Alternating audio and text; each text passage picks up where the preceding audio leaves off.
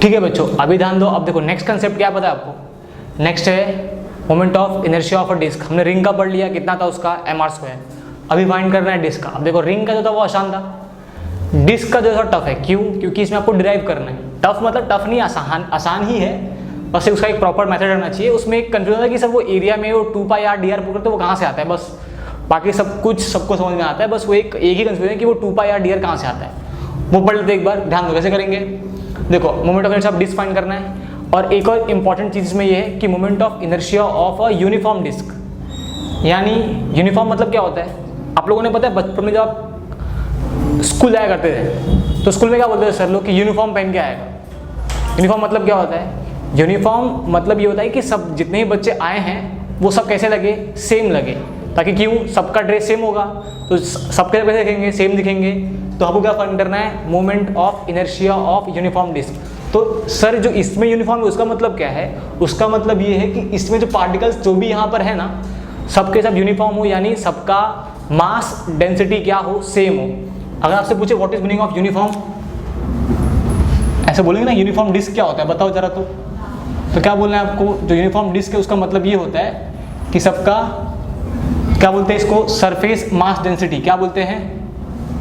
Surface mass density वो क्या हो, हर एक पॉइंट क्या हो, सेम हो, उसे हम कहते हैं यूनिफॉर्म डिस्क। ठीक, अब ध्यान दो कैसे करोगे अभी नेक्स्ट। बस अब इसका मतलब असल में होता क्या है, देखो आप लोग 11th में पढ़ के आ रहे हो, पता है आप लोग 11th में क्या पढ़ते हैं, लीनियर चार्ज डेंसिटी, लीनियर, फिर आपने पढ़ा था सरफेस चार्ज डेंसिटी, फिर आपने क्या पढ़ा था, वॉल्यूमेट्रिक चार्ज डेंसिटी। इन सब में क्या फ़र्क होता है असल में, जब आप लीनियर की बात करते हो तो आप 1D की बात कर रहे हो, जब आप सरफेस की बात करते हो तो आप 2D की बात कर रहे होते हो, जब आप वॉल्यूम की बात करते हो तो आप 3D की बात कर रहे होते हो। डिस्क कैसा है, डिस्क एक 2D और 2D सब्सटेंस है, तो किसी बात करेंगे, सरफेस की बात करेंगे। सिंस यहाँ पर मास है तो किसी बात करेंगे हम लोग, सरफेस मास डेंसिटी।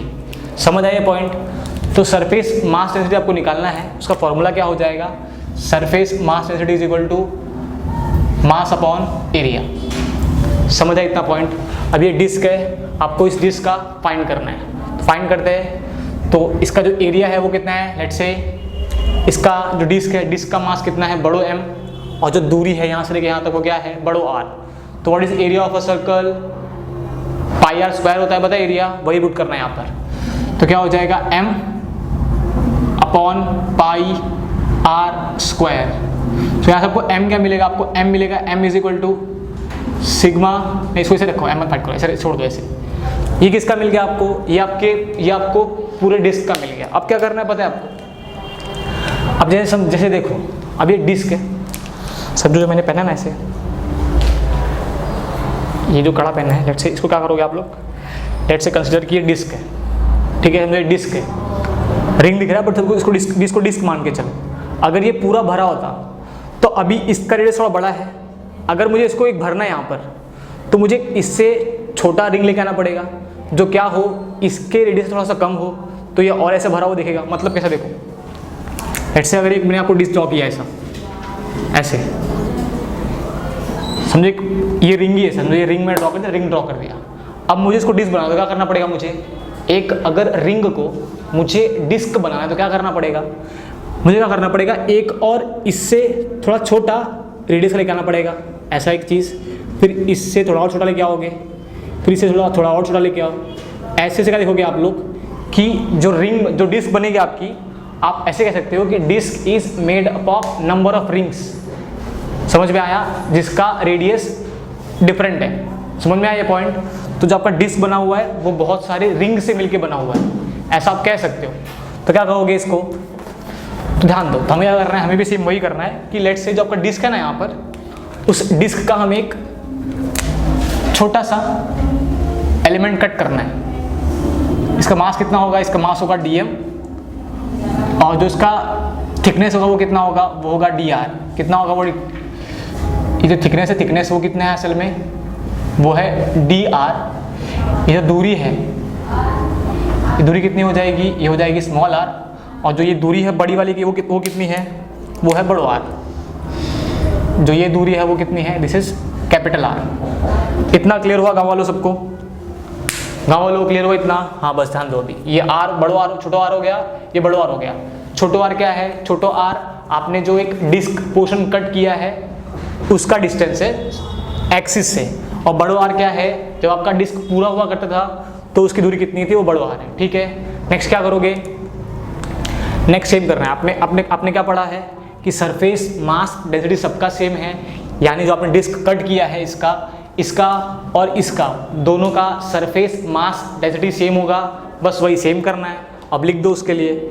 तो ये किसके? ये पूरा वाले का था। जो छोटा वाला है उसे कैसे लिखोगे? यहाँ पर देखो, ये स्मॉल वाले का है, मतलब एलिमेंट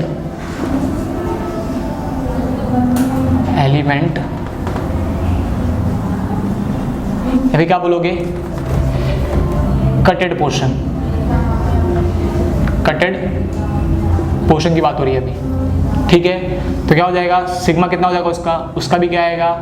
मास, बस उसका एरिया क्या होगा भी ध्यान दो। जो इसका एरिया बनेगा, समझो इसको बाहर निकालूं और स्ट्रेट कर दूं सर्कल में ना, समझो जो सर्कल में था इसको बीच से काट दो और इसको पूरा स्ट्रेट कर दो, वो क्या दिखेगा? एक स्ट्रेट लाइन दिखेगी। इसकी थिकनेस कितनी है? dr है, और उसका लेंथ कितना है? What is length of a circle?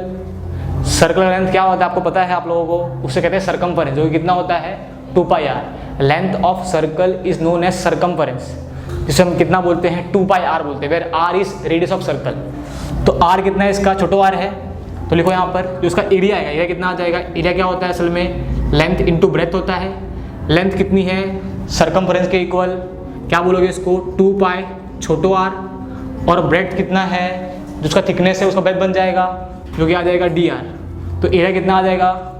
जो एरिया आएगा वो आएगा 2π स्मॉल r dr। समझ आया कहाँ से असल में आया? ये बहुत इंपॉर्टेंट पॉइंट था। ये लिखा हुआ उन्होंने, प्रूफ नहीं दिया हुआ कैसे आया, तो यही सबसे इंपॉर्टेंट है 2πr dr। नेक्स्ट क्या करोगे? दोनों का सिग्मा सेम है, क्यों? क्योंकि डिस्क यूनिफॉर्म है ना। तो क्या करोगे? इसको 1 बोल दो और इसको क्या बोल दोगे? 2 बोल दोगे। तो क्या लिखोगे यहाँ पर? From 1 and 2, from 1 and 2।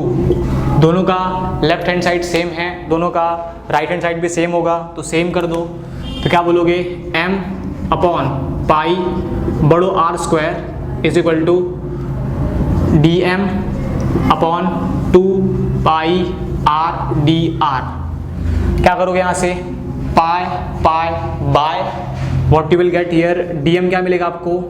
इन सबको ऊपर भेज दो तो मिलेगा 2m r dr upon r square. यहाँ तक क्लियर हुआ? हमने dm फाइंड कर लिया। अब dm क्यों फाइंड किया? देखो, जब हम लोग मोमेंट ऑफ इनर्शिया पढ़ रहे थे उसमें आपको क्या बताया था? फॉर अ होमोजेनियस बॉडी जो मोमेंट ऑफ इनर्शिया का फॉर्मूला है वो क्या है? वो फॉर्मूला है वो I is equal to integration r square dm। यहाँ पर लिमिट होती है, तो लिमिट कितना हो जाएगा? 0 से लेके बड़ो r तक। बड़ो r क्या है? यहाँ से लेके यहाँ तक की दूरी, और 0 कहाँ है? तो वो सेंटर पर ही होगा, तो हमने इसको बोलते हैं लोअर लिमिट, इसे कहते हैं अपर लिमिट। ये लिख लिया है। अब dm का वैल्यू पुट कर दो। dm का कितना वैल्यू पुट करो इधर, तो क्या हो जाएगा? I is equal to integration 0 capital R, r square वैसा के वैसे रहने वाला है। यहाँ पर क्या आ जाएगा? 2m r dr upon r square, यही हो जाएगा। नेक्स्ट क्या करोगे? जो चीज़ कॉमन है उसको बाहर ले लो। कॉमन क्या क्या है? कॉमन है 2m बड़ो r स्क्वायर, सो 2m बड़ो r स्क्वायर बाहर ले लो। क्या बचेगा अंदर? अंदर बचेगा r square into r dr, तो r square into r dr यही बचेगा। What is a square into a? It is a cube. पता होगा ये बात। तो क्या बन जाएगा? ये बन जाएगा 2m upon r square into r cube, और बगल में क्या आ जाएगा? dr। लोअर लिमिट क्या है इसका? 0, अपर लिमिट कैपिटल R 0। इतना पॉइंट समझ में आया क्या किया है? बस अब सॉल्व कर दो अपने। नेक्स्ट क्या? नेक्स्ट आपका मैथमेटिक्स है, सॉल्व करते जाओ। फिर क्या मिल जाएगा आपको? I is equal to 2m r square about is integration of r cube, क्या हो जाता है? r raise to 4 upon 4। क्या बोलते हैं इसे? अपर लिमिट क्या है? r, लोअर लिमिट 0 है। ये इंटीग्रेशन है, कैसे होता है ये integration of x raise to n का क्या होता है, x raise to n+1 upon n+1। इसे क्या कहते हैं, भाव बढ़ाओ टोपी गिराओ। देखो n का वैल्यू n था, उसका भाव बढ़ गया मतलब n+1 हो गया, और टोपी अगर दोगे नीचे गिरा दोगे तो x n+1 अपॉन n+1। समझ आया इतना पॉइंट? पुट हमने यही किया हुआ है। फिर क्या हो जाएगा, i is equal to 2m upon यहाँ क्या हो जाएगा r², upper limit minus lower limit करोगे r⁴ अपॉन 4 माइनस 0⁴ अपॉन 4, यही करोगे, अपर limit minus lower limit. Next क्या हो जाएगा, अब ये तो पूरा 0 होने वाला है, यहाँ पर r⁴ है, यहाँ पर r² है, तो क्या हो जाएगा, यहाँ हो जाएगा 2m r⁴ अपॉन 4 r²। अब नेक्स्ट क्या हो जाएगा, यहाँ से ये r² बचेगा ऊपर और ये कट जाएगा यहाँ से, तो what you will final get, you will get ये 2 1 जा 2 2 जा r², यहाँ स्क्वायर आ जाएगा, so you will gate half m r²। समझ आया? तो ये क्या है, ये है रिंग का मोमेंट ऑफ इनर्शिया।